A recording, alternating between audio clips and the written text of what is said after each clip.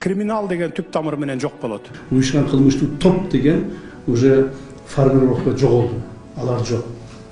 Белгиле мындай өнүккөн өлкөлөр сыяктуу ушу криминал деген анан тияк бияк дегендерди жок кылып мындай таза өнүккөн мамлекетти түзөлчү силер жардам бергилечи ошого мага.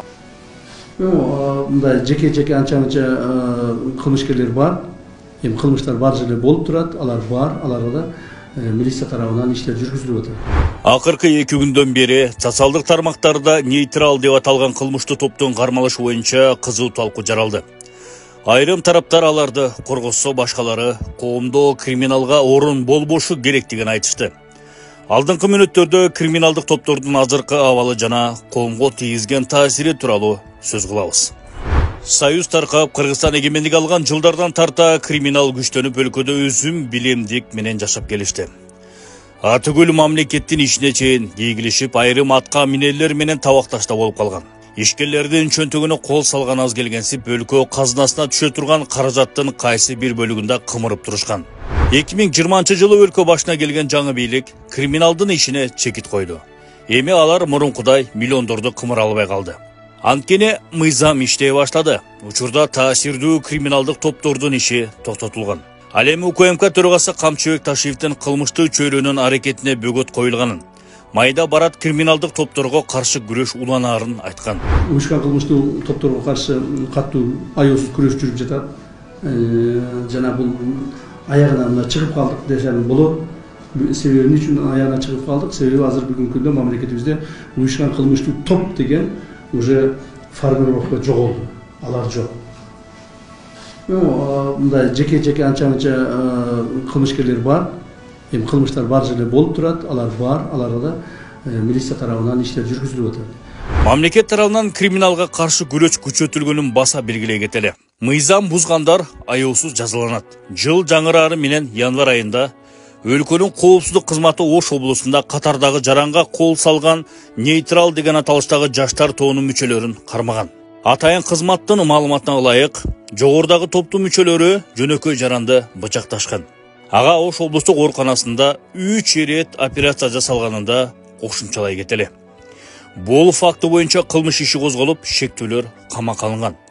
Ал эми аталган окуя боюнча коомдун көңүлүн башка нукка бургусу келген күчтөр бурмаланган маалымат таратып жатканы байкалды. Алар Кыргызстанда криминал менен коррупциянын жок болушуна кызыктар эмес күчтөрдүн жетегиндеги адамдар. Атыгүл чет өлкөдө Кыргызстандын ички ишин изилдеп, криминал менен коррупцияны кантип гүлдөтсө болот деген институттар да бар экенин белгилей кетели. Дал ошол тараптан биздин айрым медиаларга каражат бөлүнүп турары жашыруун эмес. Бул тууралуу кийинки чыгарылышта кененирээк айтып беребиз. Ал эми нейтрал деген аталыштагы жаштар тобу тууралуу сөз кылсак, алар Кадыр Досонов, кайманаты Дженго жана Умар Маратов кылмыштуу чөйрөдөгү аты Казак менен тыгыз байланышта болушкан. Жогордагы аты аталган 2 ысым зордук-зомбулук, опусалап акча талап кылуу, ден соолукка оор залал келтирүү жана адам өлтүрүү беренелери менен айыпталып келгенин да жакшы билебиз.